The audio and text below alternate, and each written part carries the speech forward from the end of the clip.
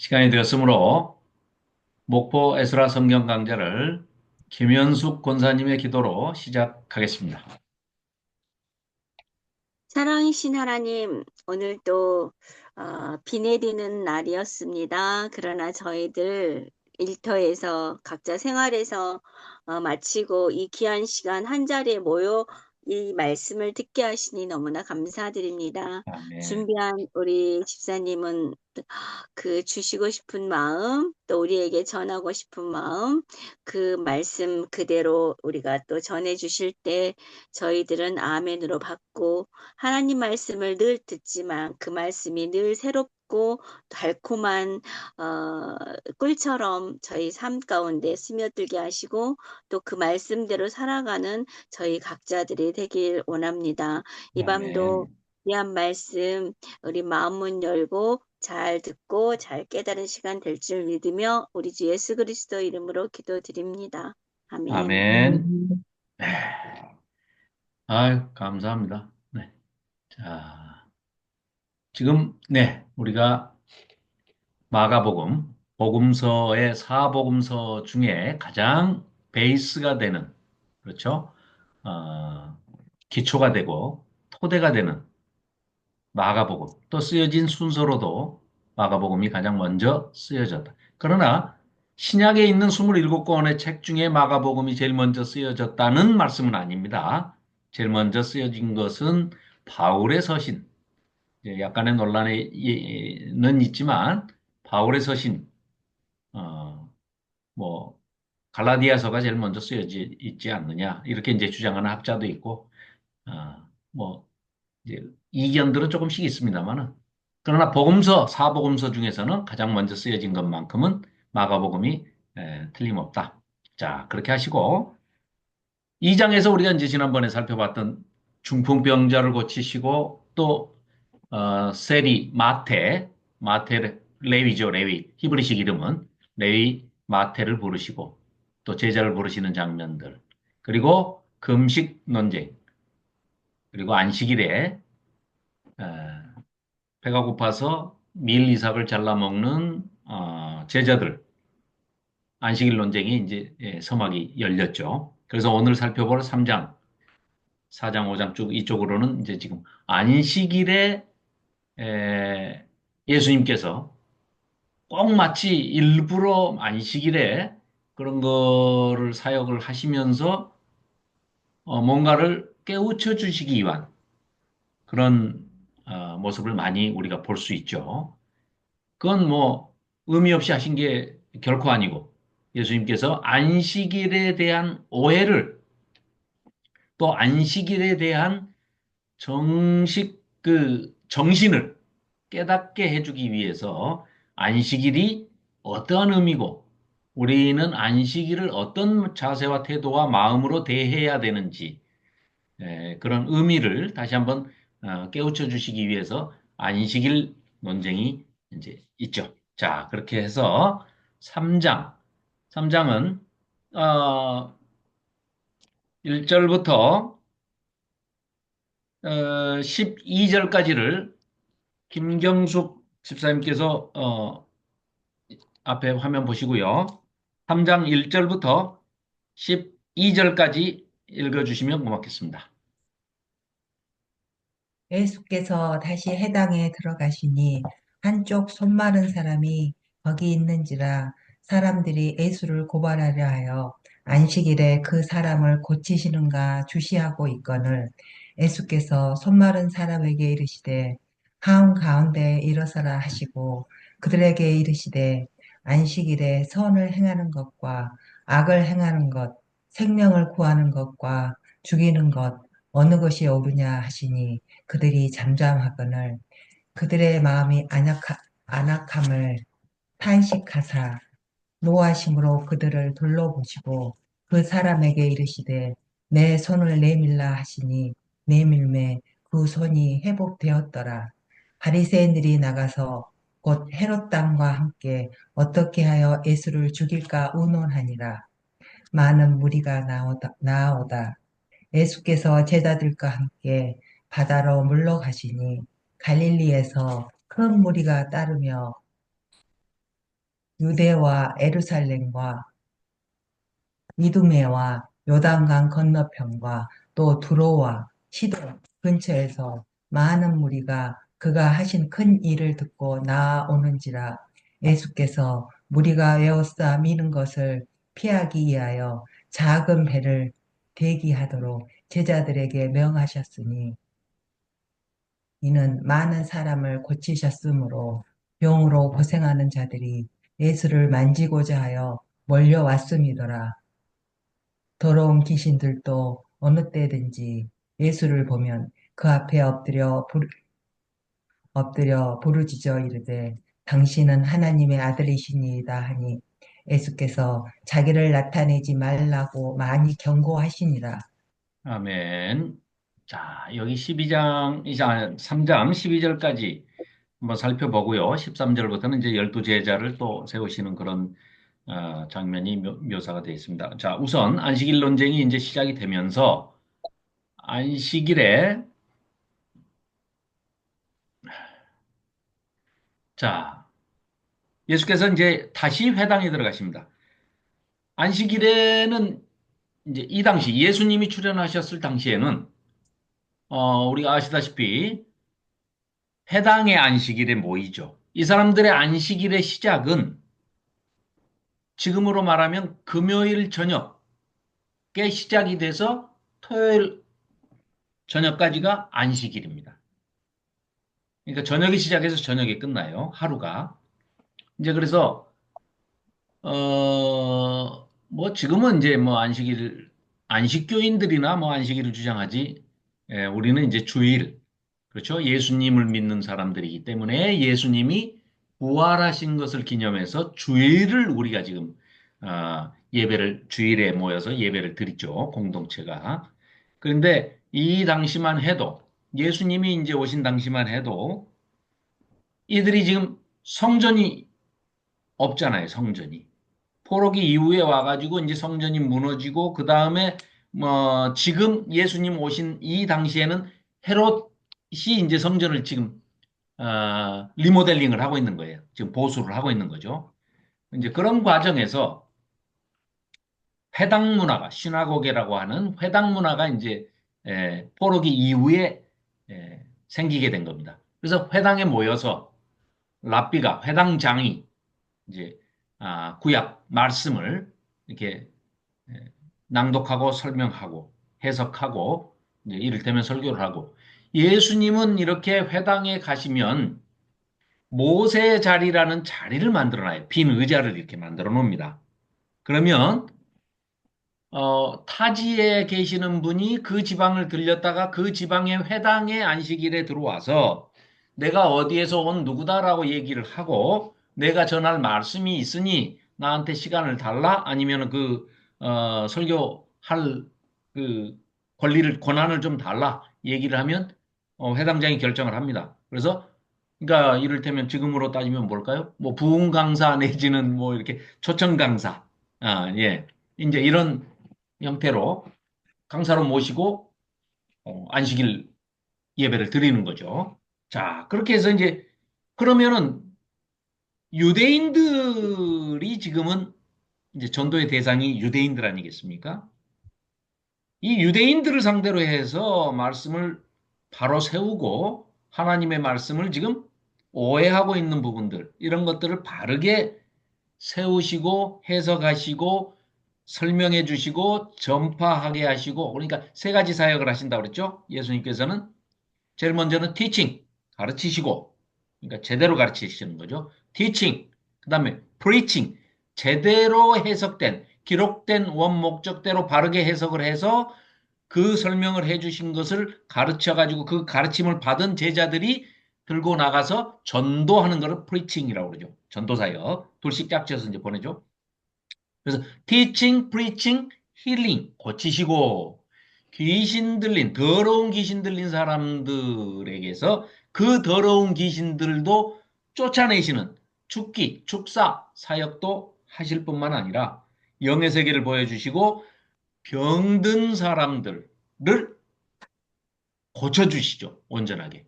그 고쳐주시는 것은 두 가지 의미가 있다고 그랬죠. 이들은 병이 고쳐지는 것을 구원과 연결을 지을 수밖에 없어요. 그래서 병든 부분을 예수님께서 고쳐주심으로 인해서 자기가 성전에 들어가서 제사를 드림으로써 구원받을 수가 있다. 이렇게 이제 생각을 하는 거죠. 자, 그래서 이제 예수님께서 회당에 들어가셨는데 한쪽 손 마른 사람이 이제 거기 있는 거예요. 그래서 사람들이 예수님을 이제 고발하려고 왜 고발을 해요? 안식일에 자꾸 뭐를 하시는 게 지금 거슬리는 거예요. 이 사람들은. 그래서 심지어는 이제 이렇게 뭐 지난번에도 말씀드렸지만 안식일에 이 사람들이 레위기나 신명기에 보면 안식일에 해서는 안 되는 것에 대해서 설명은 돼 있어요. 그러나 구체적으로 뭐 이렇게 자세히 설명이 안 돼 있고 그냥 일하지 말라. 이렇게만 돼 있기 때문에 그리고 네가 쉬는 것처럼 너희 종이나 남종이나 여종이나 가축까지도 짐승까지도 육축까지도 쉬게 해라. 이렇게 지금만 했지. 자, 그럼 어디까지 하는 게 쉬는 것이고 어디까지 어디서부터가 일이냐? 이걸 이제 사람들이 자기들끼리 모여서 이제 정하는 거예요. 제사장, 뭐 율법교사, 뭐 이런 사람들, 서기관, 바리새인, 뭐 사두개인 이런 사람들이 모여가지고 이제 자기들끼리 정했어요. 그런데 인간이 정해봐야 그게 다 인간의 생각이지 하나님의 뜻을 모르잖아요. 그러니까 뭐 어떤 사람은 몇 규빗, 뭐 200, 2000 규빗, 넘어가는 거는 일이다. 그러니까 900m까지만 걸어가야 일이 아니고 900m 벗어나면 일이다. 그래가지고요. 사실은 회당, 이 지금 얘기하는 시나고게라는 이 회당도 유대인 남자 10명 이상이 모이면 반드시 회당을 짓는데요. 회당이 또 걸어서 900m 이상 이내에 있는 사람들이 다 도달할 거리에다가 이제 회당을 하나씩 짓다 보니까 또 그 좋은 점도 있어요. 많이 지었어요. 그러니까 이런 식으로 사람이 막 온갖 가지 일을 정해가지고 하다 보니까 나중에 안식일, 안식일을 제정해 주신 목적과 의미를 잊어버리고 인간들이 만들어낸 그 이상한 인간들의 잣대를 가지고 여기까지는 일이다, 여기까지는 일이 아니다, 뭐 이런 이상한 짓들을 하고 있는 거예요. 그걸 깨우쳐 주시기 위해서 이제 예수님께서 일부러 안식일에 이런 걸 이제 사역을 하시는 겁니다. 그래서 그 하시는 거를 굉장히 못마땅하죠. 못마땅해야 합니다. 주로 종교 지도자들. 서기관, 바리새인, 사두개인 이런 부류들이 자 그렇게 해서 안식일에 그 사람을 고치는가 안 고치는가 한번 보자 이렇게 딱 보고 있어요. 그러니까 예수님께서 그 속마음을 다 아시는지라 회당에 딱 들어가 가지고 그 손이 펴지지 않는 그 사람한테 딱 서서 이렇게 말씀하십니다. 일어서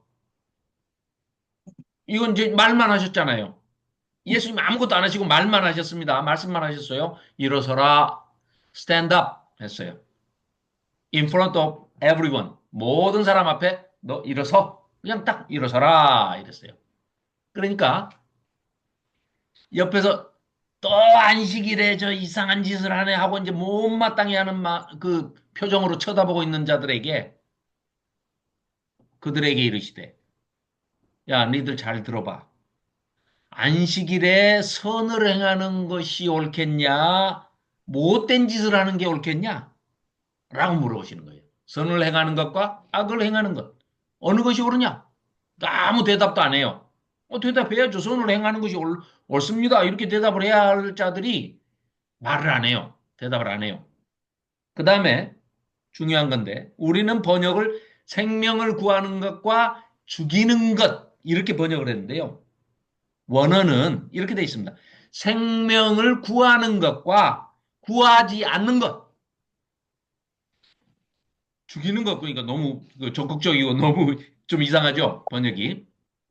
원래대로 번역을 하면 이거예요. 생명을 구하는 게 옳은 일이겠냐? 구하지 않는 것이 옳은 일이겠냐?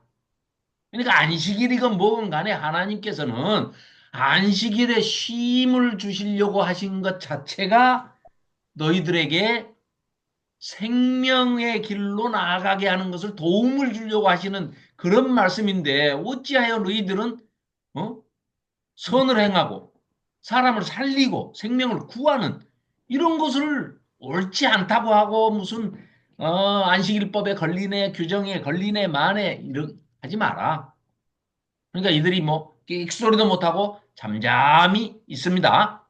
그들의 마음 속에 그 꼬부라진 못된 완악함을 못되고 꼬부라진 그 악한 마음을 단식하십니다. 아이고 이것들이 정신을 차려야 될 텐데 내가 이렇게까지 설명을 해줘도 이 회개하는 마음이 없으니 하시고 단식하시고 또 노하십니다. 화를 내십니다.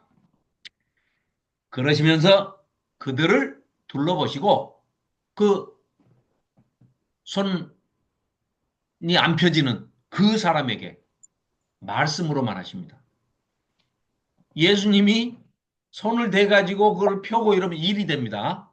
그러니까 내가 꼭 일을 해야만 너희들이 말하는 일을 손대면 나으면 손대서 나으면 일한 거고 안식일 범한 거고 말로만 너 손 내밀어라 너 자리에 네 자리를 들고 일어나라 뭐 이러니까 다 막 안진뱅이가 일어나고 이런 것들이 말씀으로만 해도 다 충분히 고칠 수도 있고 꼭 일을 안 해도 그 이제 구분을 정확하게 이제 그 경계를 무너뜨리시기 위해서 일부러 이렇게 말씀으로만 하시는 겁니다.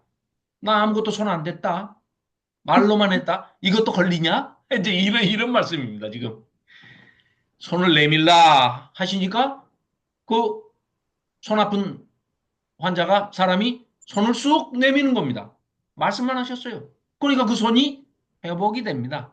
그래서 이 바리새인들이 지금 이 난리가 난 겁니다. 난리가. 이거 도대체 이거 어떻게 해야 되냐 이거 하면서 헤롯 땅과 헤롯 땅이라는 것은 이 당시 헤롯이 에돔 사람인데 이두메 사람인데 에돔 사람인 헤롯이 왕이 돼가지고 유대인의 왕이 됐어요. 왕이 없어졌잖아요. 멸망하면서 남유다가 멸망하면서 히스기야 아니 히스기야랬다. 시드기야 왕이 이제 마지막 왕으로 남유다에서 왕이 끝나고 난 다음에 왕이 없었어요.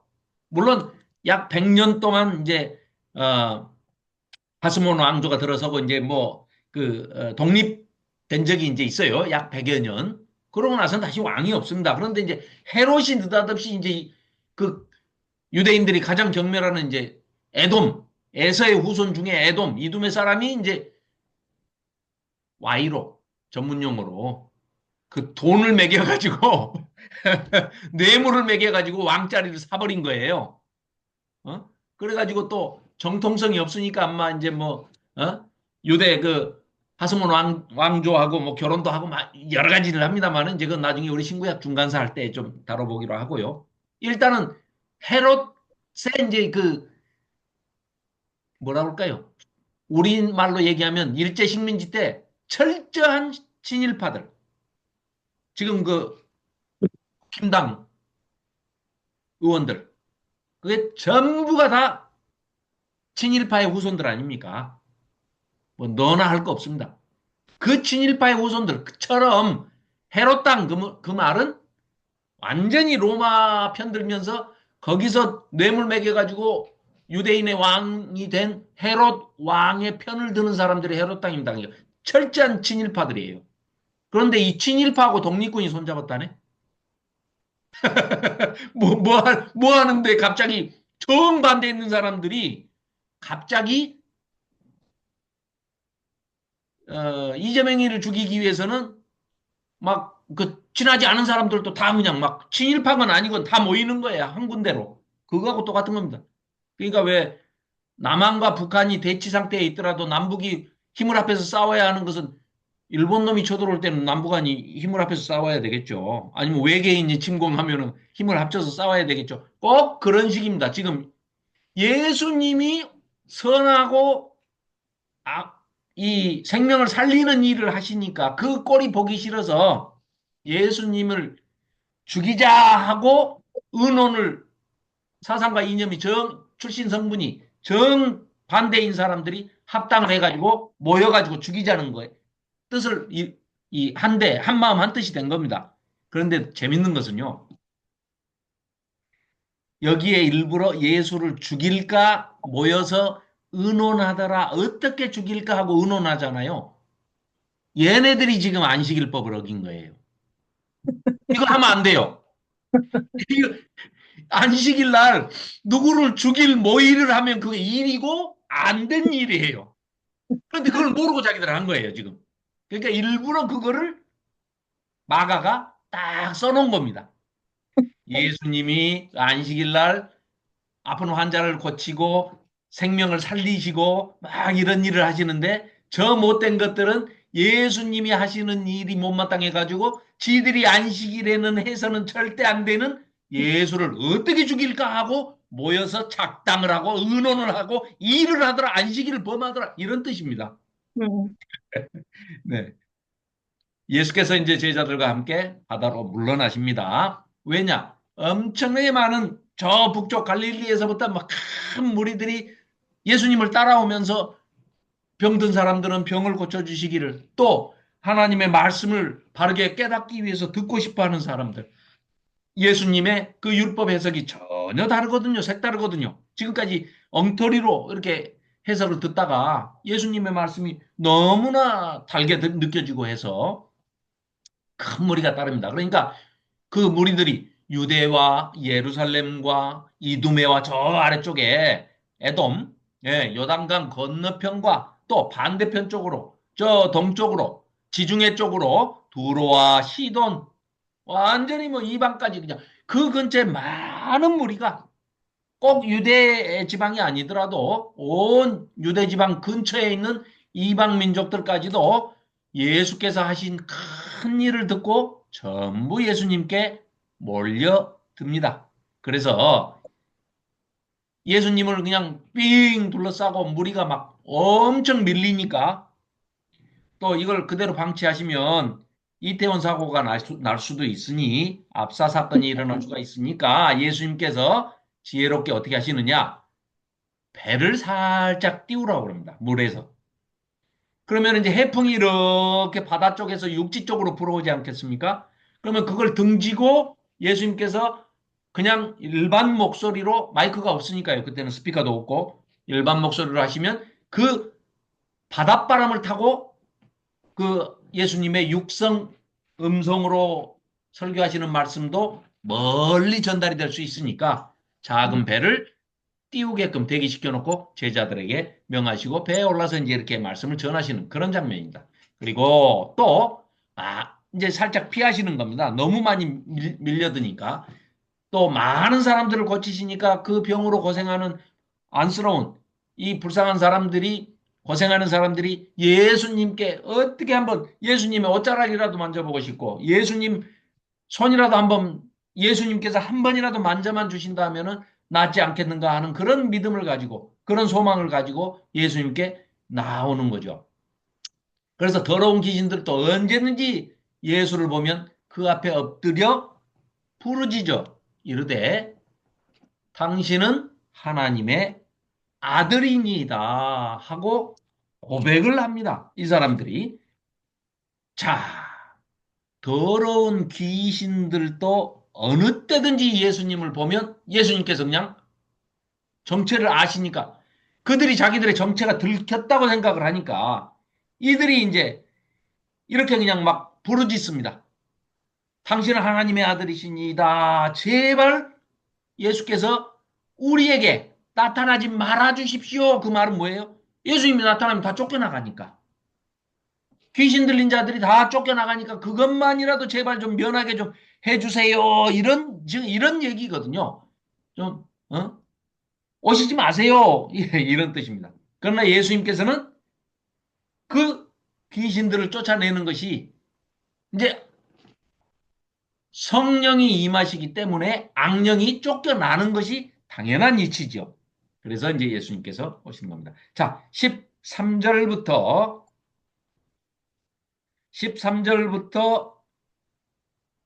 30절까지 송은영 집사님 마이크 켜시고 13절부터 30절까지 읽어주시면 고맙겠습니다. 또 산에 오르사 자기가 원하는 자들을 부르시니 나아온지라. 이에 열두를 세우셨으니 이는 자기와 함께 있게 하시고 또 보내사 음, 전도도 하며. 예, 음. 참, 전도, 전도도 하며 귀신을 내쫓는 권능도 가지게 하려 하심이러라.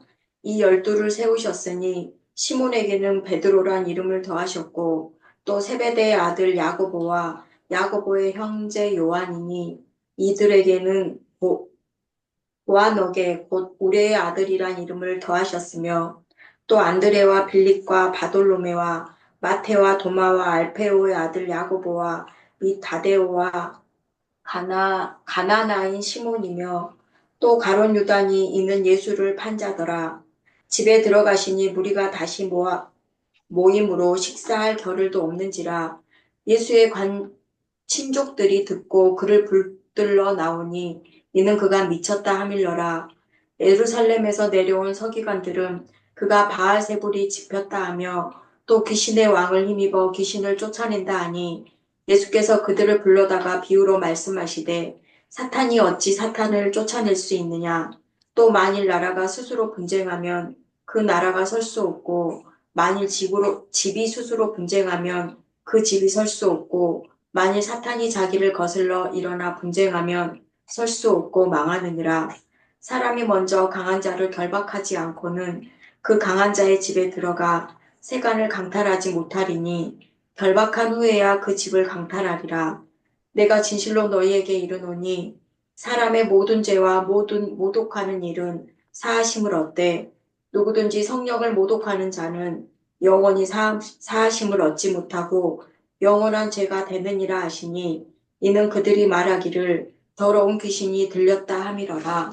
아멘. 아멘. 네. 자, 그렇게 해서 이제 12제자를 세우시는 이제 그런 장면입니다. 12제자를 세우시는 장면인데, 잠깐만요.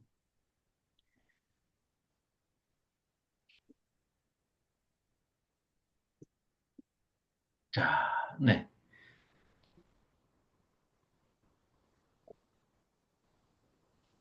여기. 아까, 예수께서 이제 자기를 나타내지 말라고 많이 경고하시니라. 요 12절을 빼먹었군요. 아까. 자, 지금은 예수님께서 드러나서 사역을 하시는 그 때가 아니기 때문에 예수님께서, 아니다. 예수께서 이제 자기를 나타내지 말라고 많이 경고하시니라. 이건 이제 귀신들한테 하신 얘기고, 귀신들이 이제, 아이고, 당신은 하나님의 아들이신데 당신이 나타나면 어?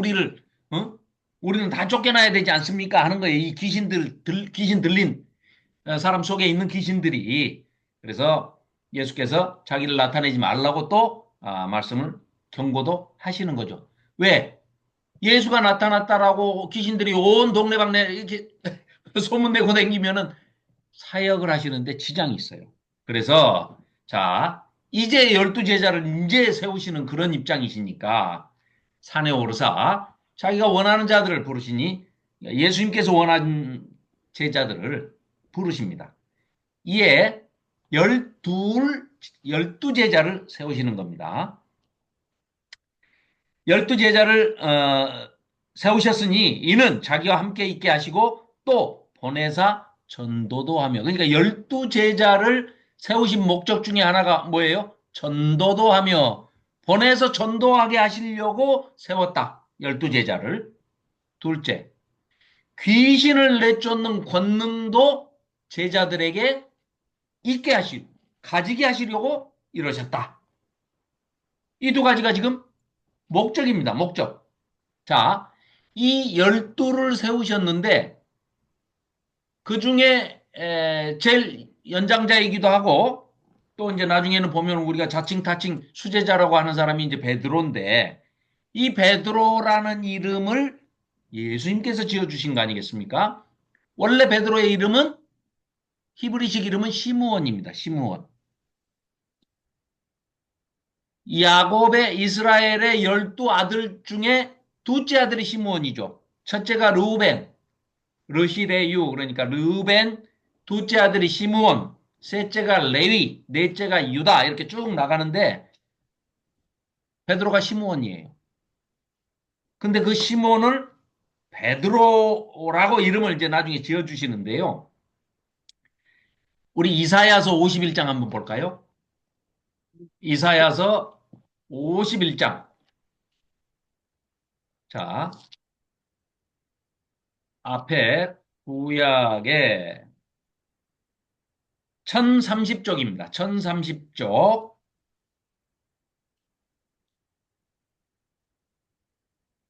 1절, 2절, 51장 1절, 2절을 하영자 전도사님 한번 읽어주시면 고맙겠습니다. 의를 따르며 여호와를 찾아 구하는 너희는 내게 들을지어다. 너희를 떠낸 반석과 너희를 파낸 우묵한 구덩이를 생각하여 보라. 너희의 조상 아브라함과 너희를 낳은 사라를 생각하여 보라. 아브라함이 혼자 있을 때에 내가 그를 부르고 그에게 복을 주어 창성하게 하였느니라.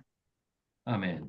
자, 여기 보시면 이사야 선지자가 지금 51장 방금 1절, 2절에 뭐라고 얘기를 하냐면 믿음의 조상으로 세우신 아브라함을 뭐라고 그래요?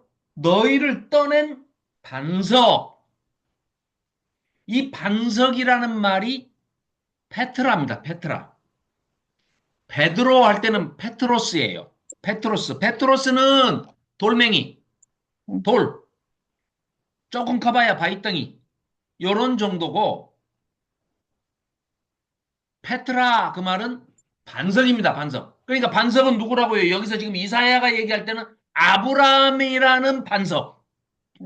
거기서 12아들을 낳아서 12지파를 만든 야곱. 하나님께서 이스라엘로 이름을 바꿔준 그 것과 그대로 연상이 되는 것을 12제자를 예수님이 오셔서 그 반석, 아브라함이라는 반석에서 움푹 떠내서 12제자를 세우시면서 수제자인 베드로를 시몬을 너는 페트라는 아니고 반석이 아니고 돌멩이 거기서 나온 돌멩이야. 그러니까 너는 페트로스 베드로야. 이런 의미가 담겨 있는 겁니다. 이해가 되시죠? 그러니까 네네. 그거를 우리가 잊어버리면 안 돼요. 그러니까 나중에 요한계시록에도 나오잖아요. 우리 요한계시록 할 때 왜 12 기초석이 있고 12문이 있고 막 이게 다 해봐야 뭐예요? 12아들, 12지파가 있고 12제자가 있고 그러잖아요. 네. 그 12제자의 가룟 유다는 자살을 하고 마귀에게 넘어가가지고 빼고 그 뒤로 세운 12제자 중에 사도가 누굽니까? 바울 아닙니까? 바울. 아니 한 사람 마띠아랑 그 저기는 제비 뽑기 해가지고 사람이 뽑은 것이고요. 예수님께서 직접 나타나가지고 바울에게 이제 그건 나중에 하고 일단 이 이사야서 51장 방금 읽은 1절 2절이 12제자를 12지파 야곱의 아들들에서 모티브를 가져와서 12제자를 예수님께서 세우셨다.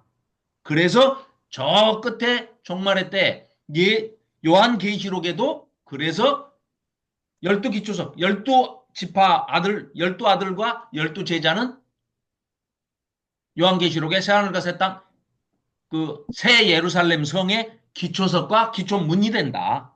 이것을 그렇게 연결을 지으시면 좋겠습니다. 자, 그래서 그 12아들 이름이 나오는데 12제자들의 이름이 나오는데요. 자, 여기 이름을 보십시오. 세베대의 아들 야고보와 또 세베대의 아들 작은 아들 요한 형제가 아닙니다. 야고보와 요한 뭐 형제 항상 같이 다니죠.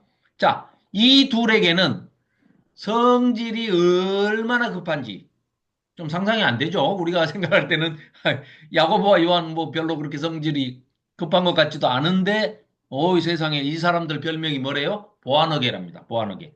보아너게가 무슨 얘기냐? 우레의 아들이라는 뜻입니다. 마음에 안 들면 그러죠. 야고보와 요한이 예수님 저것들 그냥 다 죽여버릴까요? 뭐 하늘에서 천둥이 내려와서 벼락마저 죽게 할까요? 막 이런 식으로 하는 거 보면 예. 예수님께서 보아너게 우리의 아들이라는 이름을 더해 주셨다는 거예요. 자, 그리고 안드레와 빌립과 바돌로메와 마테와 도마와 알페오의 아들 야고보와 및 타데오와 가나나인 가나 사람입니다. 가나 사람 시몬이며 가리옷 사람 이스카리옷 사람의 유다. 이 유다가 이제 예수님을 판자죠. 자, 이렇게 12명의 이름을 나열을 합니다. 자, 그래서 집에 들어가시니 무리가 다시 또 막 밀려듭니다. 이제 식사할 겨를도 없는지라. 우리 마가복음이 누구 복음이라고 그랬죠? 쉽게 얘기하면은 모든 내용은 베드로가 설교한 것이기 때문에 베드로 복음서다. 마가가 적기만 했지 베드로의 통역관이었던 마가가 기록을 해서 그렇지. 사실은 지금 이게 상당히 불만스럽잖아요. 지금 20절에 병자들을 고치고 뭐 이런 거 다 좋은데 베드로는 지금 밥을 못 먹은 게 제일 신경질이 나는 거예요. 밥을 먹어야 되는데 세상에 하루에 두 끼밖에 안 먹는데 그나마 아침은 대충 아침 점심은 아점은 대충 때우고 저녁이라도 좀 풍성하게 그 한두 시간씩 이렇게 이야기하고 뭐 담소 나누고 식탁 교제를 다 하고 이래야 또 새 힘을 내고 또 한숨 자고 일어나서 또 일을 할 텐데 얼마나 사람들이 많이 몰려왔는지 예수님 피곤하신 거는 둘째, 셋째 문제고 자기가 밥을 못 먹었어. 아, 짜증이 나는 거죠. 지금 그 얘기입니다. 식사할 겨를도 없었다. 이건 베드로식입니다. 자, 예수의 친족들이 이제 와가지고, 그러니까 보면은 예수님의 어머니와 예수님의 동생들이 와가지고 밖에 서가지고 지금 예수님을 불러요. 왜? 사람들이 자꾸 와가지고, 야야, 너희 형, 너희 오빠 아니면은 마리아야, 네 아들 예수가 저뭐 갈릴리 호수뿐만 아니라 있냐면 저 아래쪽으로 내려가가지고 가버나움까지 가가지고 야 뭐 난리를 치고 댕기는데 미친 것 같더라. 이런 거예요. 그러니까 미쳤으니까 빨리 지금 찾아서 데리고 가야 돼. 안 그러면 또 맞아 죽는 수가 있으니까. 안 그래도 지금 헤롯 당하고 지금 바리새인이 합장해가지고 죽이려고 하는데 그래서 이제 예루살렘에서 내려온 서기관들이 하는 얘기가요. 아, 이 못된 것들 하는 얘기 들어보십시오. 바알세불. 바알세불이 우두머리입니다. 우두머리. 귀신들의 우두머리. 사탄, 마귀, 바알세불, 귀신의 왕. 이거 다 똑같은 얘기인데요. 응? 바알세불, 귀신의 왕이 저 예수 몸속에 들어가 있는 거야.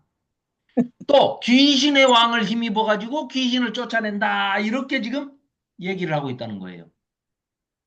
이런 못된 사람들이 어디 있습니까? 자, 들어보십시오. 이 일에서 상당히 심각하게 지금 표현을 하고 있는 겁니다. 예수님께서 직접 거기에 대해서 언급을 하십니다. 저들이 지금 떠드는 것도 속으로 하는 말까지도 다 아시기 때문에 예수님께서 뭐라고 얘기하십니까? 그들을 불러다가 빗대어서 이렇게 비유로 말씀을 하십니다. 뭐가 어쩌고 어째? 내가 귀신의 왕이 내 속에 있어가지고 귀신들을 쫓아낸다고? 사탄이 어찌 사탄을 쫓아낸다냐? 그걸 말이라고 하냐? 국힘당 봐라, 국힘당.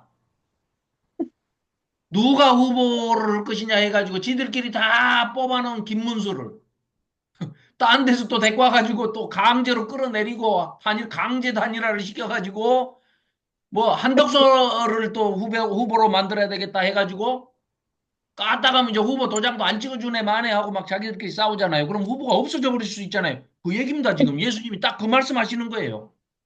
너희들은 국힘당도 안 보냐? 당 후보를 대통령 후보를 서로 이 사람 시킨다 저 사람 시킨다 해가지고 지들끼리 싸우다가 홧김에 에이 그러면 우리는 그 억새 들고 나르샤 해가지고 도장 안 찍어주면은 후보 등록도 못하지 뭐. 못하게 만들어버릴 거야. 그러면 후보가 없어지는 거죠. 서로 분쟁하면 그 나라가 아무리 사탄의 나라고 마귀의 나라라 할지라도 그 나라가 어떻게 세워지겠냐. 후보가 없어지는 거야. 똑같은 거야. 아니, 이설교, 그겁니다. 아니, 이설교 하라고 저 국힘당이 그랬나 봐요. 참, 그 웃기는 사람들이죠, 세상에. 뭐, 그런 바보 같은 사람들이. 만일에 집을 세우려면은, 아니, 아빠를 둘을 데려다 놓고, 아니면 남편을 세 사람을 데려다 놓고, 서로 여기서 이긴 사람 내가 남편으로 세울 거야, 아버지로 세울 거야, 이런 집은 없잖아요. 만일 집이 스스로 분쟁하면 그 집이 설 수 없고, 만일 사탄이 자기를 거슬러 일어나 분쟁하면, 아이, 사탄끼리 싸우냐, 마귀끼리 싸우냐, 그러면 둘 다 망하겠네? 그 얘기를 하시는 겁니다.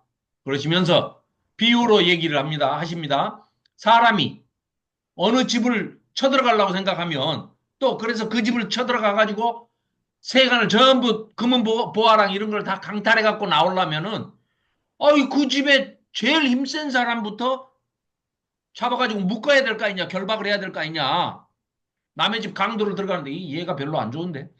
아무튼 남의 집을 들어가서 강도를 하려고 들어가려면은 그 집에 아빠하고 큰아들 막 작은아들 청년들이 있고 그러는데 6살 먹은 애 하나 딱 붙잡고서는 얘 묶어놨으니까 이제 우리 마음대로 털자 하는 도둑이 강도가 어디 있겠어요. 제일 힘센 사람부터 잡을 거 아닙니까? 지금 그 얘기입니다. 제일 강한 자부터 묶어야지 강한 자 놔두고 그 집을 어떻게 강탈을 하냐? 내가 진실로 너희들에게 이르는데 사람의 모든 죄, 굉장히 지금 여기 이 강한 말씀입니다. 사람의 모든 죄와 모든 모독하는 이는 그래도 죄사함을 얻을 수 있어. 사람이 아무리 악독한 짓을 하고 못된 짓을 해도 하나님께 회개하고 나오면 하나님께서 죄사함을 해주셔. 자, 이 무슨 얘기냐? 축기 사역을 예수님이 오셔서 귀신을 쫓아내시는 사역을 보여주셨잖아요. 영의 세계도 보여주셨잖아요. 자, 그 말은 귀신이 쫓겨나간 거는 마귀가 패배한 거예요. 예수님은 졌으니까 쫓겨난 거 아닙니까? 네. 그러면 귀신이 패배해서 져서 쫓겨났다는 얘기는 마귀가 하는 일이 뭡니까? 참소하는 거 아닙니까? 아이 얘가 말이에요. 장로가 돼가지고 말이에요. 집사가 돼가지고 말이에요. 권사가 돼가지고 말이에요. 목사가 돼가지고 맨날 이러면서 참소하는 게 지금 귀신 마귀가 하는 직업이잖아요. 직업. 음, 그런데 걔가 졌어요. 졌으니까 마귀나 그 귀신들이 졌으니까 예수님한테 졌으니까 쫓겨난 거 아닙니까? 패배했으니까. 그러면 참소하는 자가 없어져 버렸잖아요. 그래서 죄가 사해졌다는 겁니다. 그 죄를 고발할 자가 없어져 버렸어요. 검사가 다 죽어버렸어. 갑자기 2,300명 검사가. 그러니까 누가 기소할 사람이 없어. 그래서 마귀를 쫓아내는 걸 보여주시는 겁니다. 좀 이해가 되시죠? 설명이 기가 찹니다. 그래서 지금 이 28절 말씀이 네. 굉장히 강력한 말씀입니다. 예수님께서는 아무리 율법으로 금지한 모든 것들 하지 말라는 그런 것들을 행한 그런 못된 짓을 했을 망정 사람이 저지를 수 있는 모든 죄, 나쁜 악한 죄여도 또 모든 모독하는 그런 것도 율법을 저지르고 안 지키고 하나님을 화나게 하고 분노하게 하고 안타깝게 하더라도 회개하고 오면은 죄사함을 얻는다니까? 죄사함을 얻어. 그런데 누구는 안 된다고요?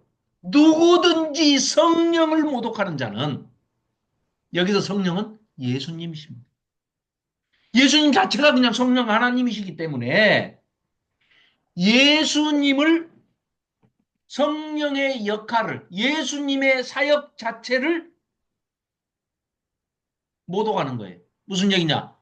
예수님은 딱 오셔가지고 사탄의 종로로 다거나 사탄의 노예가 되거나 사탄의 포로가 돼가지고 사로잡혀 있는 자들을 귀신을 쫓아내시는 것은 바꿔 얘기하면 해방시키신 거죠.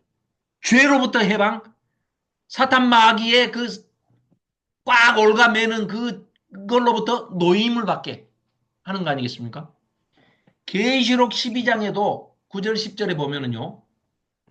그렇게 돼 있죠. 큰 용이 내쫓기니 예뱀 곧 마귀라고도 하고 사탄이라고도 하며 온 천하를 깨는 자라.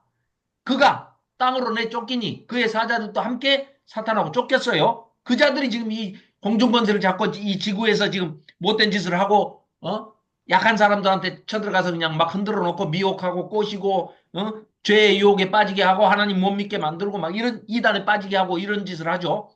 그때 어떻게 해요? 예수님께서 아니 하늘에서 큰 음성이 있어 이르되 이제 우리 하나님의 구원과 능력과 나라와 또 그의 그리스도의 권세가 나타났으니 우리 형제들을 참소하던 자, 저 마귀, 저 사탄, 저 사탄의 종들, 귀신들, 곧 우리 하나님 앞에서 밤낮 참소하던 자가 쫓겨났고 해가지고 예수님이 완전히 승리를 하시고 새하늘과 새 땅이 새 예루살렘 성이 열리게 되고 우리가 거기에 초대를 받는 거 아닙니까? 우리가 거기 예수님과 함께 유리바다 건너편에서 오는 게 그 장면이 아주 그냥 막 빵빠레를 울리면서 할렐루야 막 합창을 하면서 우리가 짠 하고 나타나는 게 요한계시록 12장 모습 아닙니까? 그런 모습을 연상을 하시면 되는데 지금 예수님이 초림 때 오셔가지고 귀신을 쫓아내니까 이 마귀들이 놀래가지고 다급하니까 이것들이 뭘 해버렸어요? 예수님 보고 하나님 보고 성령 하나님 보고 성령 보고 바알셉을 지폈대요. 마귀의 종이라는 거예요. 예수님 보고. 그래서 성령 모독죄는 영원히 사하심을 얻지 못하고 영원한 죄가 된다. 그건 사할 수가 없다. 딱 못을 박으시는 겁니다. 그러니까 이거는 죄사함이 영원히 없는 것은 성령 모독죄입니다. 그 성령 모독죄는 뭐라고요? 예수님께 영광을 돌리는 게 아니라 바알세불, 사탄, 마귀, 귀신들한테 영광을 돌리면서 예수님이 하시는 성령 사역을 귀신들이 한 거라고 지금 우기고 있는 겁니다. 그러면서 성령의 역할을 하고 계시는 예수님을 모독하는 거죠. 모독. 그래서 절대로 그런 성령 모독죄는 사하심을 얻지 못한다. 아니 우리 뭐 이사야서 61장에 보면 1절에 그 얘기가 나오지 않습니까? 주 여호와의 영이 내게 내리셨으니 이는 여호와께서 내게 기름을 부으사 가난한 자에게 아름다운 소식을 전하게 하고 그러죠. 복된 소식. 이게 복된 소식이죠. 유앙겔리온.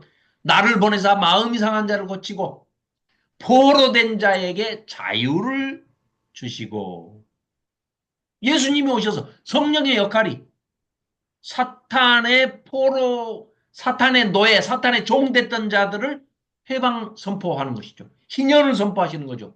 그러니까 예수님이 오셔서 희년을 선포하시는 거죠. 이사야서 61장 말씀을 딱 인용해가지고 눈먼 자에게 빛을, 예, 포로된 자에게 노임을, 자유를, 해방을, 갇힌 자에게 풀려남을 선포하시며 그러니까 사탄의 포로가 되었던 모든 사람들을 하나님의 백성들을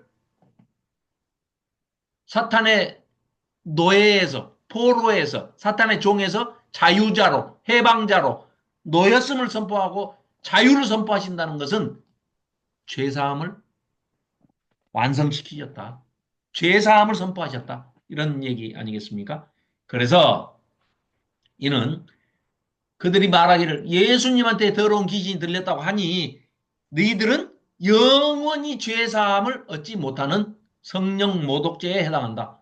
아주 큰 이제 뭐 선포를 하신 거죠. 자, 그리고 31절부터 35절 조호연 집사님께서 읽어주시면 고맙겠습니다. 31절부터 35절이요.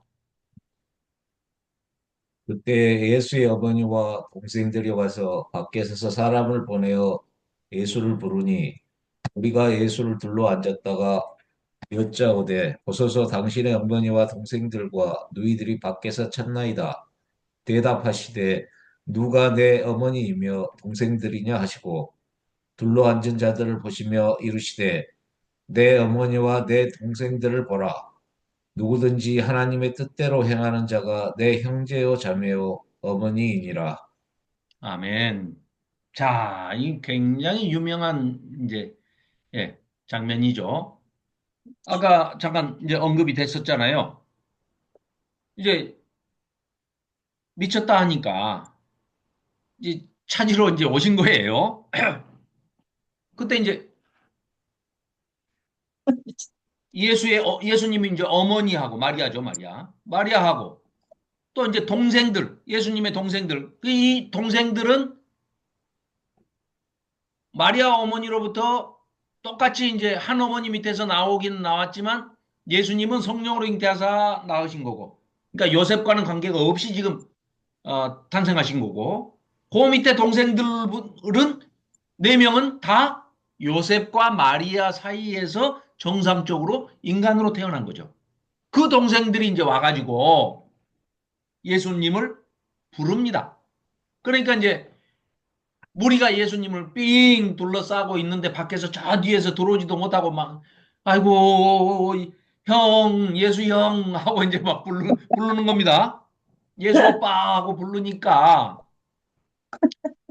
보소서 당신의 어머니와 동생들과 누이들이 밖에서 예수님을 랍비를 찾습니다 하고 얘기를 전했습니다.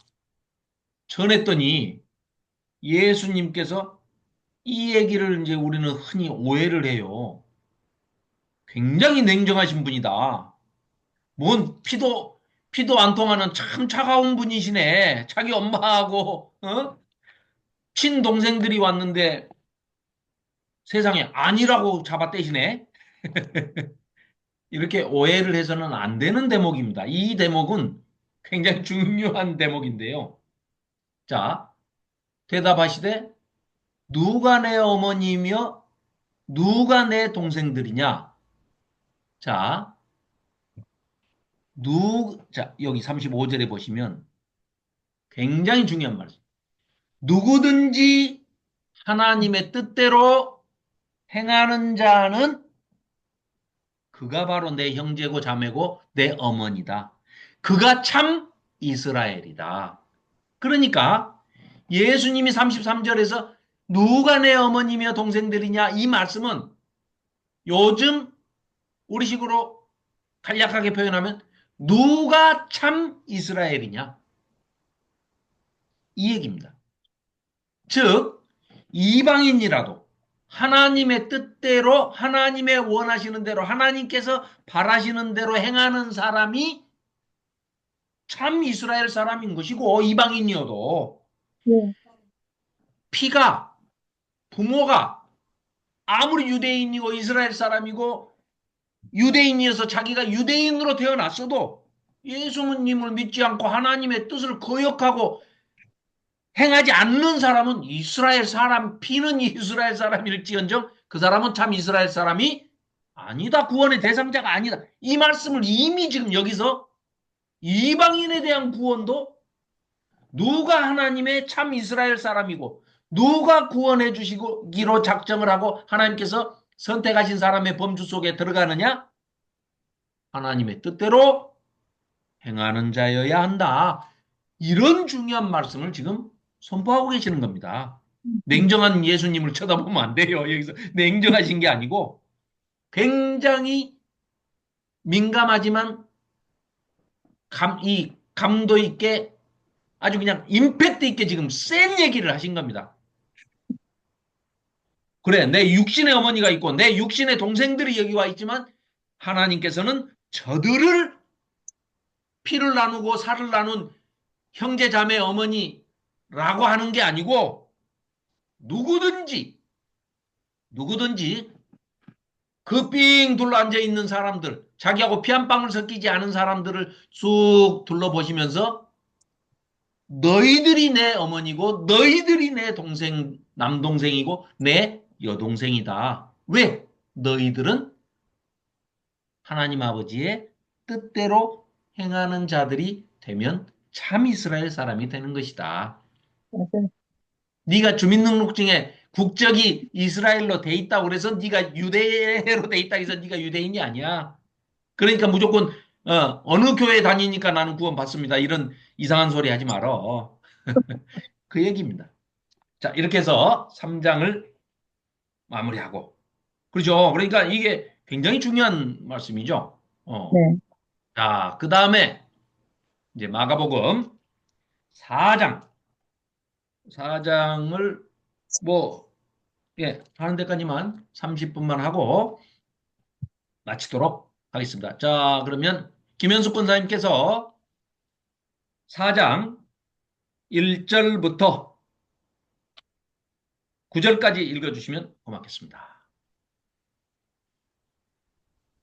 예수께서 다시 바닷가에서 가르치시니 큰 무리가 모여들고는 예수께서 바다에 떠 있는 배가 올라 앉으시고 온 무리는 바닷가 육지에 있더라. 이에 예수께서 여러 가지를 비유로 가르치시니 그 가르치시는 중에 그들에게 이르시되 들으라 씨를 뿌리는 자가 뿌리러 나가서 뿌릴새 더러는 길가에 떨어짐에 새들이 와서 먹어버리고 더러는 흙이 얇은 돌밭에 떨어짐에 흙이 깊지 아니하므로 곧 싹이 나오나 해가 돋은 후에 타서 뿌리가 없으므로 말랐고 더러는 가시떨기에 떨어짐에 가시가 자라 기운을 막음으로 결실하지 못하였고 더러는 좋은 땅에 떨어짐에 자라 무성하여 결실하였으니 30배나 60배나 100배가 되었느니라 하시고 또 이르시되 들을 귀 있는 자는 들으라 하시니라. 아멘. 아멘. 자, 이제 드디어 그 유명한 비유의 말씀이 선포가 됩니다. 비유 하면은 어려운 얘기를 쉽게 이해하게 하기 위해서, 이해를 돕기 위해서 이제 비유를 하지 않습니까? 그러다 보니까 그것이 이제 그 다음 비유를 주에 자기들 편리할 대로 이렇게 비유풀이를 해가지고 이 자기들 유리한 그런 요상한 해괴망측한 교리를 만들어내는 집단들이 있죠. 흔히 우리가 이단이라고 하는, 사이비라고 하는, 뭐, 굳이 꼭 얘기를 하자면, 꼭 집어서 이제 얘기하자면 가장 파워를 많이 떨치고 있는 이만희의 신천지, 또 여러 분파로 갈라져 있지만, 요즘은 좀 세월호 사건으로 이제 많이 쇠퇴된, 구원파, 또 뭐 그뿐이겠습니까? 요즘은 뭐 정통인지 깡통인지 뭐 아주 정통도 이단 같고 이단도 정통 같고 하는 이런 참 어지러운 세상이 됐는데 비유풀이를 제멋대로 해석을 하는 것 자체가 이단입니다. 왜냐하면 예수님께서는요 비유로 말씀을 하시면은요 꼭 풀어줍니다. 풀어서 설명을 해주십니다. 설명이 다 나왔는데 그걸 무시하고 자기들 식으로 설명을 해가지고 자가당착 아전인수격으로 그렇게 해석을 하는 것은 그건 드러내놓고 그냥 뭐 제멋대로 하겠다는 얘기하고 똑같습니다. 자, 첫 번째 이 비유 말씀을 하시면서 3절 한번 봐보시겠습니까? 3절 시작이 뭡니까? 들으라 이스라엘아. 어디서 많이 들으셨죠? 쉐마 네 네. 맞습니다. 쉐마 이스라엘아. 신명기 6장 4절 5절에서 하나님께서 모세를 통해서 율법을 주실 때 시내산에서 쉐마 이스라엘 해가지고 이스라엘아 들으라 여호와는 우리 하나님 오직 여호와인데 그 여호와만이 우리의 하나님이시다. 너는 마음을 다하고 목숨을 다하고 힘을 다하여 내 하나님 여호와를 사랑하라. 이 말씀을 제일 먼저 주셨던 말씀 아닙니까? 그래서 예수님께서도 오셔가지고 대강령 두 가지 압축해서 말씀을 하시면서 그래 신명기 6장 4장 6장 4절 5절 쉐마 이스라엘 해가지고 하나님 사랑 두 번째 내 이웃을 네 몸 사랑하듯이 사랑해라. 이웃 사랑 딱 두 가지로 그냥 대강령이다 이렇게 하셨잖아요. 지금 선포하시는 말씀도 그 포맷, 그 양식을 그대로 가져와서 쉐마 이스라엘 그만큼 중요하고 뿌리가 되는 얘기를 하시는데 이 비유의 말씀을 다 설명을 해 주십니다. 뭐라고 설명을 해 주시느냐? 자, 보십시오. 이제 아까 그 뭐 배를 이렇게 띄워놓고 지금 하는 게 그림으로 이렇게 보이시죠? 이제 이렇게 등지고 육지에 사람들은 무리가 이렇게 있으면 너무 조금 그려놨네. 많은 무리들이 이제 앉아 있었겠죠. 그러면은 비유로 이제 설명을 하시는데 이러십니다. 자, 이 네 가지 땅에 떨어진 씨를 지금 비유로 지금 말씀을 하시는 거예요. 자, 뭐라고 말씀하시느냐? 자, 씨를 뿌리는 자가 나가서 씨를 뿌리는데, 뿌릴 때, 덜어는 밭에 떨어지지 않고 길가에 떨어지니까 새들이 와서 먹어버렸대요. 두 번째, 덜어는 어디에 떨어지냐면, 흙이 있는 대로 떨어지긴 떨어지는데, 흙이 얇게 그냥 얄포시, 살포시만 깔아져 있는 돌밭 위에 흙이 조금 이렇게 먼지처럼 묻어 있는데, 거기에 떨어졌어요. 그러니까, 뿌리를 깊이 내리려고 해도 내리지를 못해요. 왜? 흙이 토심이 얕아서. 그래서 흙이 깊지 아니하므로 곧 싹이 나오는데 그냥 해가 돋으니까 타서 뿌리가 없으므로 말라버렸어요.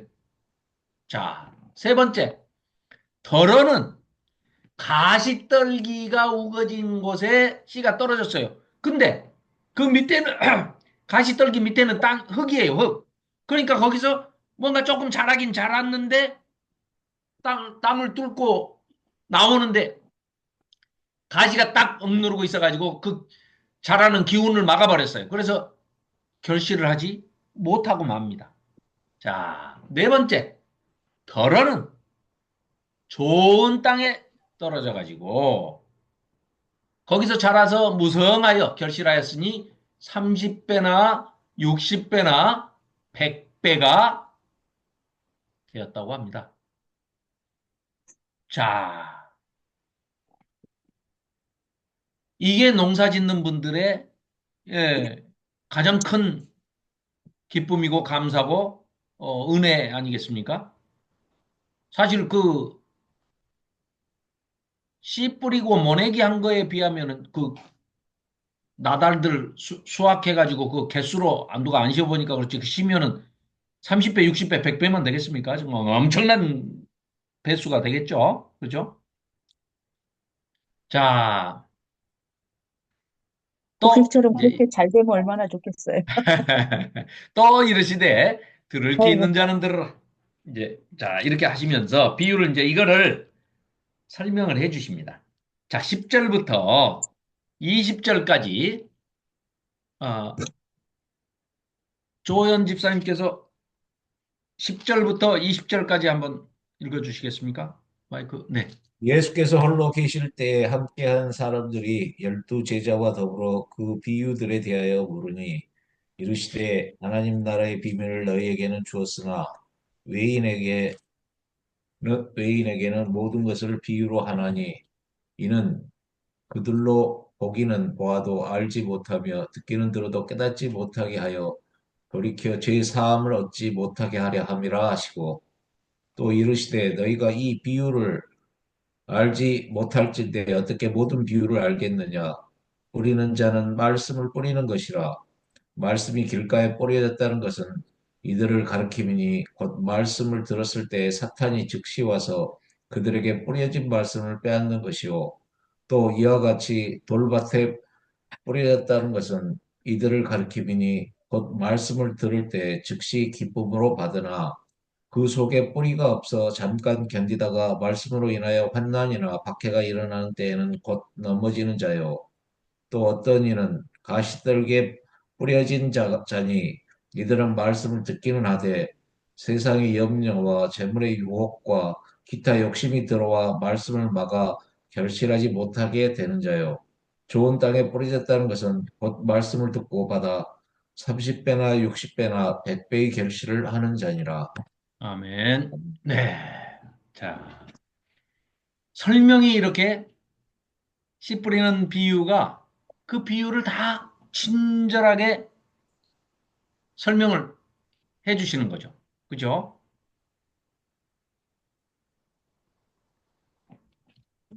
자, 10절부터죠. 예수님께서 이제 홀로 계실 때 이렇게 많은 사람들에 둘러싸여서 이제 뭐 사역을 하시기가 바쁘시다가 한가한 시간이 됐어요. 그때 12제자와 이제 또 몇몇 사람들만 이제 있으니까 그 비유들에 대해서 이제 어떤 사람이 물었어요. 이제 조금 이해가 이제 덜 됐던 모양이죠. 그러니까 이제 낮에 그래도 설교하셨던 그 내용을 기억을 해가지고 예수님, 요 말씀에 대해서 좀 그 비유에 대해서 좀 자세히 설명을 해 주십시오. 까딱하면 이거 신천지나 구원파들이 이거 악용할 수가 있습니다. 그러니 말씀을 해 주세요. 라고 하니까 이르시되 뭐라고 이제 말씀하시냐면 자, 하나님 나라의 비밀을 너희에게 즉 열두 제자와 예수님을 지금 믿는 또 이 말씀을 듣는 너희에게는 주셨다는 거예요. 비밀을 알려주셨다는 거예요. 아멘. 그런데 외인에게는 여기 우리 지금 보고 있는 마가복음에는 외인이라고 표현했는데요. 똑같은 말씀이 마태복음에도 있는데 마태복음에서는 그들 이렇게 표현해 놨어요. 그들. 너희. 그러니까 쉽게 얘기하면 내 새끼, 내 자식, 내 손자. 이게 이제 예수님께서는 너희는 내 것. 그 다음에 정반대 대척점에 있는 구원받지 못할 자들은 그들 아니면 외인 이렇게 표현을 하십니다. 그들에게는 일부러 모든 것을 내가 비유로 했어. 너희들은 내가 다 설명해 줄 거야. 왜? 내 새끼들이니까. 너희들은 알아먹어야 돼. 하나님 나라의 비밀을 너희들 주려고 갖고 온 거니까 너희들은 내가 설명하면 다 알아먹어. 그 말은 뭐예요? 쉽게 얘기하면 성령을 줄 거야. 그러니까 너희들은 성령을 받을 거야. 이걸 조금 이따가는 뭐라고 표현하냐? 보는 눈과 듣는 귀와 깨닫는 마음. 이꼬르 성령. 그러지 않습니까? 그게 바로 성령입니다. 근데 예수님이 오셔서 우리에게 뭔가 말씀을 자꾸 주시려고 하는 것은 무슨 말씀이에요? 성령. 보는 눈과 듣는 귀와 깨닫는 마음, 성령. 그걸 주신다고. 그걸 주시려고 오셨답니다. 그래가지고 예수님께서 막 섞여 있는 자들 앞에서는 비유로 딱 말씀을 하셔놓고 지금 그 비유 뜻이 뭡니까? 하니까 너희가 잘 못 알아먹어도 괜찮아. 내가 성령을 주면 너희들 다 깨닫게 돼 있어. 너희들한테 성령을 주려고 온 거야. 그 성령을 주면 너희들이 하나님 나라의 비밀을 너희들한테 주려고 갖고 와서 너희들한테 준 거니까 너희들은 다 받게 돼 있고 알게 돼 있고 깨닫게 돼 있고 성령을 받게 돼 있어. 사일날 맞습니까? 4시가 안 하는데 몇 시부터요? 네? 9시. 네. 2시간 1시간 끝나네. 그래서 12절 말씀이 바로 거기에 대한 네 정의입니다. 정의. 이는 4시에 끝난대. 그래? 그들로 하여금 그들로 보기는 보아도 알지 못하며 듣기는 들어도 깨닫지 못하게 하여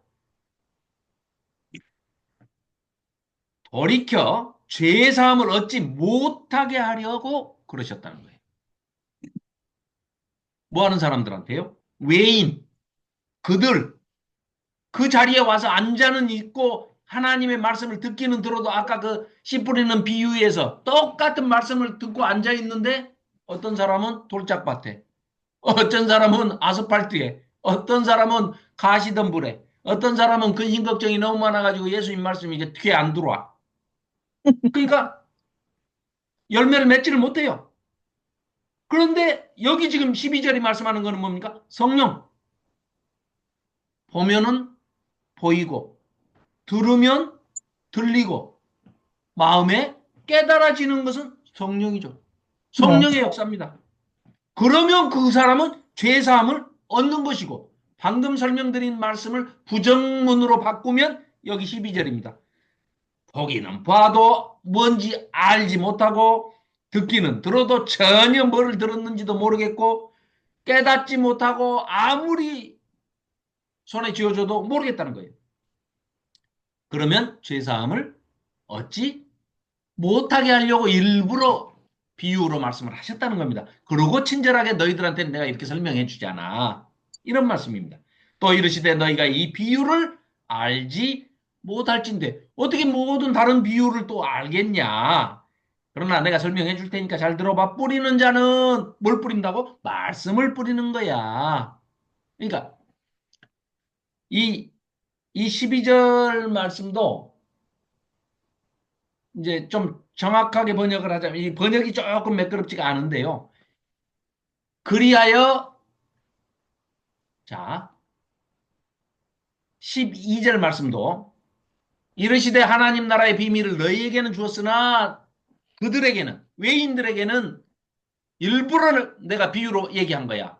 그래가지고 그들이 보는 것은 눈에 보이니까 확실하게 볼 수 있겠지만은 봐도 뭔지 알아채지 못해. 또 귀는 열려 있으니까 소리가 들리니까 듣기는 확실히 들었어. 그런데 뭔 뜻인지 전혀 이해하지 못해. 그렇지 않다면 그들이 뭐 어떻게 하겠어? 누구나 듣고 누구나 뭐 돌이키고 누구나 뭐 용서받고 막 이렇게 해버리면 하나님의 뜻이 아니야. 그런 자들은 또 획 돌아서서 또 못된 짓 하고 또 나쁜 짓 하고 또 그래놓고 거짓말로 회개한 척하고 또 죄 짓고 이런 짓을 계속해서 반복해서 할 그 자들은 가시밭에 떨어진 말씀의 씨앗이 열매를 맺지 못하는 거하고 똑같은 거야. 결실을 맺지 못하는 거야. 그러니까 너희들은 내 말을 잘 듣고 성령을 받아서 성령의 도우심으로 그 말의 뜻을 전부 이해하고 보는 눈, 듣는 귀, 깨닫는 마음을 성령의 마음을 받아서 깨닫고 나면 죄사함을 얻게 되고 너희들은 하나님과 함께 영생 복락하게 될 거야. 지금 그 말씀을 하고 있는 겁니다. 네. 자, 그래서 이 이제 10, 자, 5절 말씀이 길가에 뿌려졌다는 거 설명을 다 해주는 겁니다. 지금 아까 뭐 이미 우리 다 설명한 거니까요. 길가에 뿌려졌다는 거는 이것을 가리키는 거고 또 말씀을 들을 때 사탄이 와가지고 길거리에 있으니까 거기 이렇게 뿌리 내리고 뭐 결실 맺기도 전에 그냥 사탄이 와서 싹 다 주워 먹어버립니다. 그러니까 말씀을 빼앗기는 거예요. 또 이와 같이 돌짝밭에 이제 이게 씨앗이 말씀의 씨앗이 뿌려지는 것은 어떻게 자라지를 못해요. 말씀을 들을 때는 그때는 흙이 얇게 덮여 있어가지고 떨어지는 것 같은데 그 말씀을 들을 때는 똑같이 아멘 아멘 하고 듣습니다.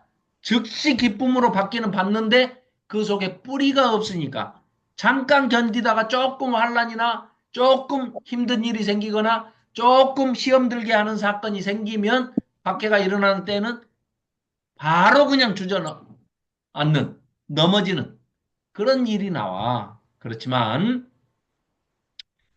또 어떤 사람은 가시떨기에 뿌려진 것은 꼭 이런 말씀이지.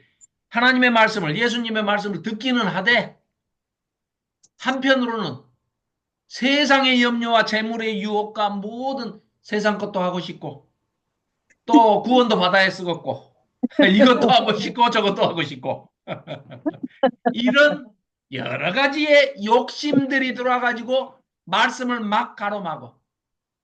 똥을 버리지 못해가지고. 네, 염려병에 걸린 사람들. 예. 세상의 모든 근심, 걱정, 환란, 염려는 자기가 다 떠안고 가는 사람들도 간혹 보면 있잖아요. 교회 안에도. 예. 그런 분들을 이제 얘기하는 겁니다. 결실을 못해. 그러나 하나님께서, 예수님께서, 성령님께서 보는 눈과 듣는 귀와 깨닫는 마음, 즉 성령을 주시면 성령 세례를 받는 하나님의 백성들은 좋은 땅이고 거기에 하나님의 말씀이 뿌려져 가지고 그 말씀을 듣고 실천하고 행동하고 하나님의 뜻대로 옮기는 사람은, 행하는 사람은 30배, 60배, 100배가 아니라 만배, 천만배, 1억 배의 결실을 맺는 자다. 이렇게 말씀을 하고 계십니다. 이게 이제 참 우리에게는 너무나 은혜가 되는 말씀이죠. 예. 이 말씀의 배경도 우리가 잘 아는 에레미야 31장 31절의 말씀, 새 언약. 내가 이스라엘 집과 유다 집과 새 언약을 맺는, 아니, 새 언약, 우리가 바로 새 언약의 대상자들입니다. 그러지 않습니까? 우리는 이스라엘 피도 안 섞였어요. 우리는 이스라엘 땅에 구경 가보신 분도 있고 안 가보신 분도 있고 앞으로 가실 분도 있겠지만 이스라엘하고 아무 관계가 없는 사람들이에요. 그렇지만 우리하고 어떻게 하신다고요? 예레미야를 통해서 새 언약을 맺을 거야. 예수님이 오셔가지고 예수님의 피로 새 언약을 우리와 맺겠답니다. 그러니까 아까 우리 누가 내 어머니고 누가 내 동생이고 누가 내 자매냐라고 누가 참 이스라엘이냐라고 예수님께서 말씀하실 때 뭐라고 딱 정의를 한마디로 하셨지 않습니까? 너희가 참 이스라엘이다. 너희하고 내가 새 언약을 맺을 거야. 너희가 누구? 하나님의 뜻대로 행하는 자들. 내 말을 듣고 아멘으로 화답을 하고 결실을 맺고 행동하는 사람들. 너희가 내 어머니요, 내 동생이요, 내 자매다. 남동생이요, 여동생이다. 형제요, 자매다. 이 말씀을 하신 게 바로 이런 내용입니다. 그러니까 이미 사역을 시작하시면서 이방인에 대한 구원의 예표로서 이런 말씀을 하고 계시는 거죠. 자, 뭐 너무 쉬운 얘기고 너무 소중한 얘기인데 이게 우리가 또 그냥 이렇게 쓱 어떨 때는 또 넘어가기도 하고 그렇습니다만은 우리가 이제 이렇게 마가복음을 하는 이 시간만이라도 자세히 이렇게 좀 살펴보고 네. 가는 게 좋지 않습니까? 천하 만민을 위한 아브라함으로부터 시작된 네, 그 그렇습니다. 복음이 그리스도를 네, 통하여 네. 이방인인 우리에게 전해짐으로 우리가 참 이스라엘이 되는 거잖아요. 그렇죠, 그렇죠. 그러니까 아까 우리 살펴봤듯이 네. 이사야서 51장 1절, 2절 말씀처럼 네. 아브라함, 반석 되신 아브라함에게서 움푹 떠낸 그 움푹 찐 자리, 또 12제자를, 그게 이제 12아들이, 야곱의 12아들이 나온 것이고, 12지파가 나온 것이고, 예, 예수님이 오셔가지고 12제자를 세우시면서 베드로를, 그래, 네 시므온을, 시몬아, 네 이름을 내가 베드로라 할 건데, 왜? 이사야서 말씀을 딱 인용을 하셔가지고, 거기서 떠낸 돌멩이. 너는 반석이 아니고, 너는 돌멩이. 원래의 반석은 뭡니까? 예수님이 반석이시고, 네. 예, 거기서 이제 좀 더 작은 반석이 아브라함의 반석이고, 돌멩이, 바위가 이제 페트로스, 베드로고, 이렇게 해서 전부 예수님께서 이렇게 세워나가시는 그들을 통해서, 아니, 천하 만민을 구원하신다는 분께서 12명으로 시작하시지 않습니까? 아브라함의 후손, 큰, 하늘의 별과 같은 큰 민족을 이루게 할게 하나님이 아브라함 언약을 딱 창세기 12장 1, 2, 3절에서 맺으신 다음에 뭐라고 이 세상에 아들 하나 주시 하나, 이삭 하나, 이삭은 또 둘, 그 중에 또 에서는 아니고 야곱 하나, 그 야곱 하나에서 12를 해가지고 하늘의 별과 같이 많은 하나님을 믿고 하나님의 백성, 그 누적해서 세보면 얼마나 많겠습니까? 하늘의 별이죠, 진짜로. 하늘의 별과 같이. 자, 시간이 없으므로 송원영 집사님께서 이제 마저 21절부터 34절까지 읽어주시면 고맙겠습니다. 깨꼬리 같은 목소리로 읽어주십시오.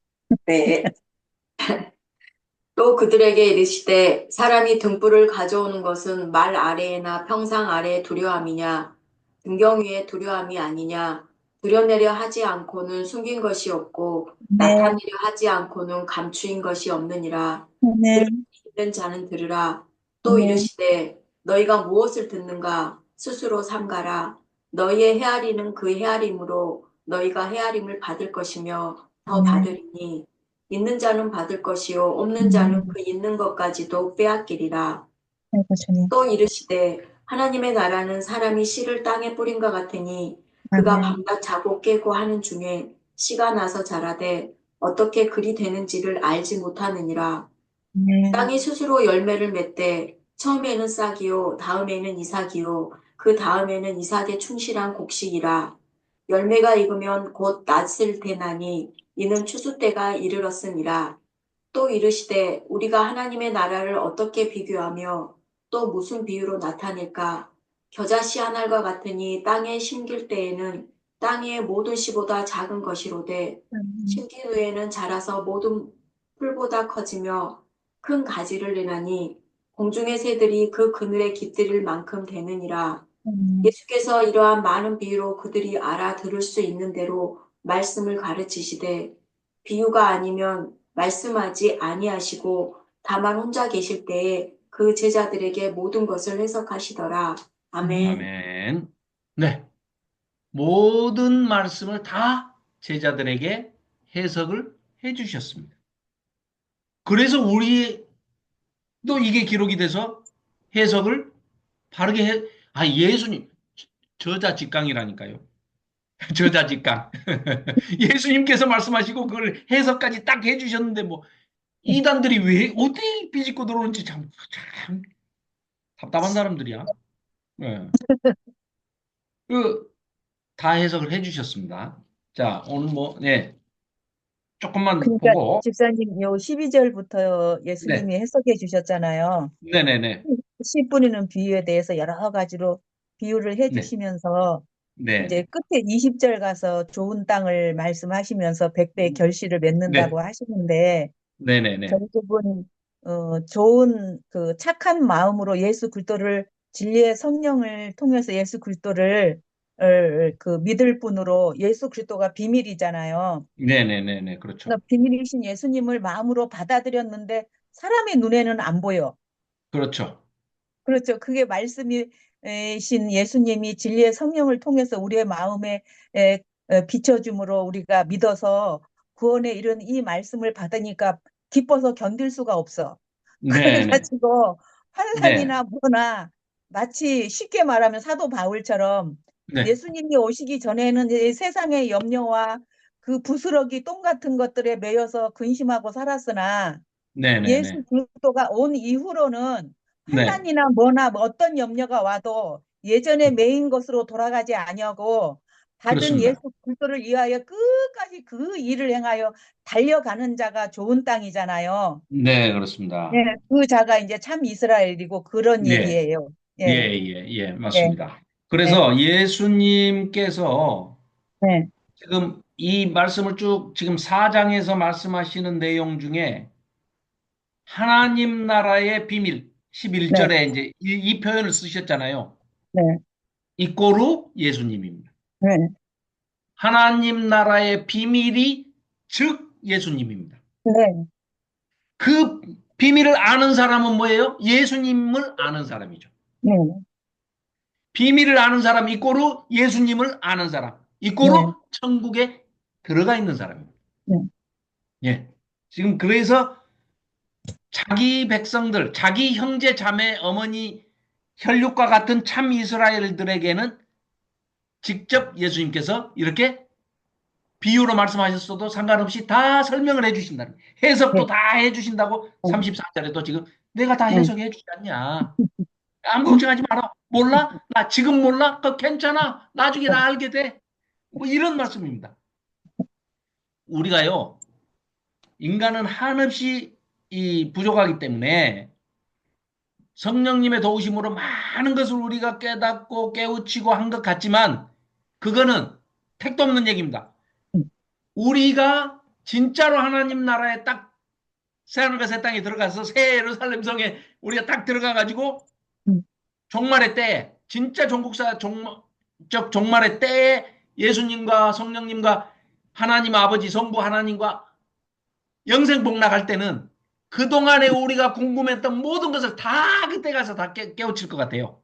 그때는 뭐 너나 차별도 없고, 아, 저 사람이 뭐 믿음이 좀 더 좋은 것 같고, 뭐 나는 좀 믿음이 없는 것 같고, 이런 것도 없습니다. 그런 게 있으면 지옥이지, 그거 천국 아닙니다. 그러니까, 지금 못 깨달아도요, 아무 걱정하지 마세요. 거기 가면 다 깨닫게 해주십니다. 그, 날마다 기쁠 것 같아요. 천국에 가면. 날마다 이 땅에 살 때 우리가 그렇게 갈급해하고 알고 싶어 했고 막 이랬던 것들을 그때 가서는 바르게 하고 아 이게 진짜였구나 하는 그런 깨달음이 있을 거예요. 자 21절 또 그들에게 이르시되 야 사람이 등불을 켜가지고 등불은 뭐 하려 켜냐? 어두운 데를 훤히 밝히려고 켜는 거 아니냐? 그러면 그 등불을 갖다가 저기 여기다 감춰놓겠냐? 높이 들어서 훤히 비치게 하겠냐?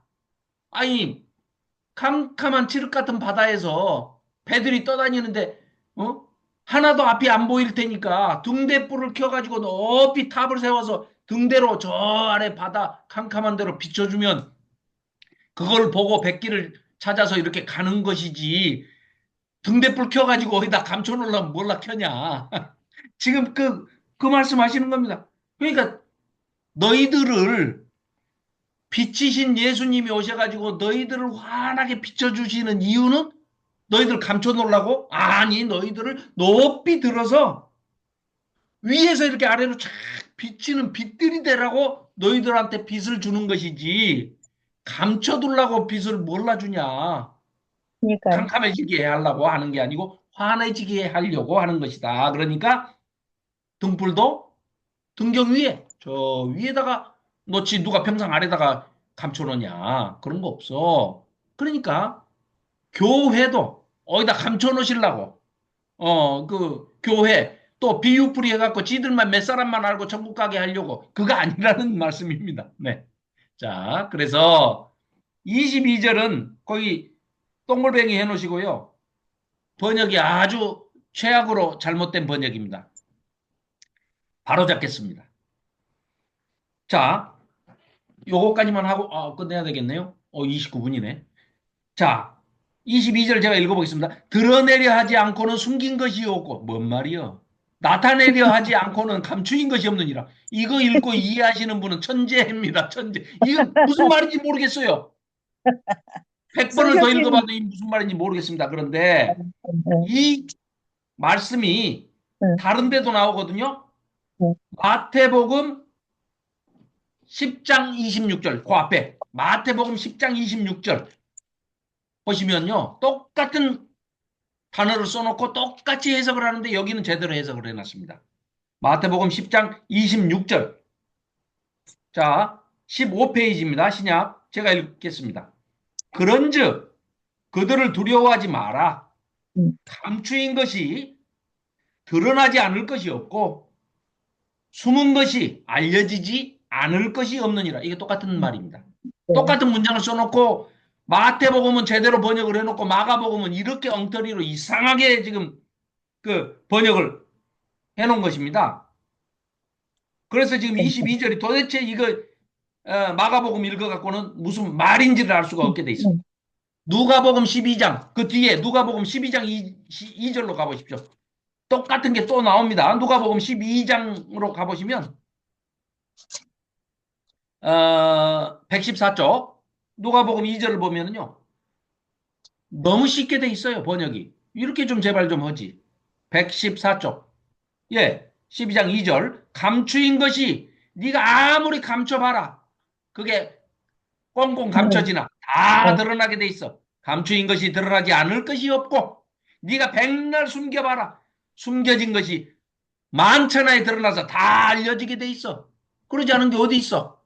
이런 쉬운 얘기를 갖다 세상에 이렇게 복잡하게 해놨습니다. 그러나 예수님이 왔는데 기뻐서 숨길 수 없잖아요. 아무리 이렇게 이상하게 번역을 잘못해놨어도 시간이 네. 되었으므로 맞춰야 됩니다. 자, 감사합니다. 뭐 이어서 이제 다음 주에 또 하기로 하고요. 네, 마무리 기도는 하영자 전도사님께서 기도해 주심으로 오늘 성경 공부를 모두 마치도록 하겠습니다. 네.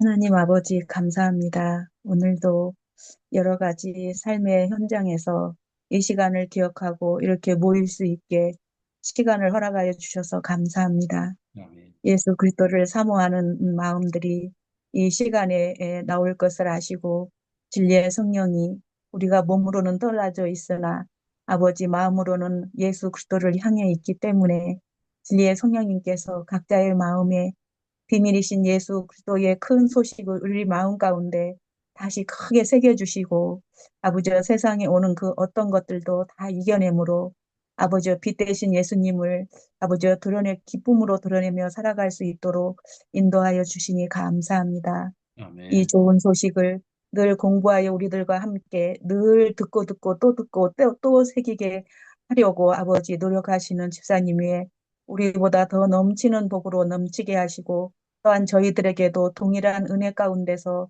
가르침이 헛되지 않도록 그리스도를 드러내는데 부족함이 없도록 한 주간도 진리의 성령님과 함께 동행하기를 원하오니 아멘. 도와주시옵소서. 아멘. 감사하며 예수 그리스도의 이름으로 기도드립니다. 아멘. 아멘. 감사합니다. 감사합니다. 이렇게 늦은 시간까지 피곤하신데도 들어주셔서 정말 감사합니다. 또 여러분께서 이렇게 들어주시고 힘 주셔가지고 그 힘을 받아서 열심히 공부하고 있습니다. 감사합니다. 이 시간을 생각만 해도 늘 기쁘고, 기쁨이 충만합니다. 감사합니다. 이민구 목사님, 감사합니다. 네. 또 한 주간, 예, 건강하고 잘 지내시다가 또 다음 주에 뵙겠습니다. 자, 감사합니다. 감사합니다. 네, 글 한번 감사합니다. 보내주십시오. 수고하셨습니다. 예, 감사합니다. 네, 감사합니다. 감사합니다. 네.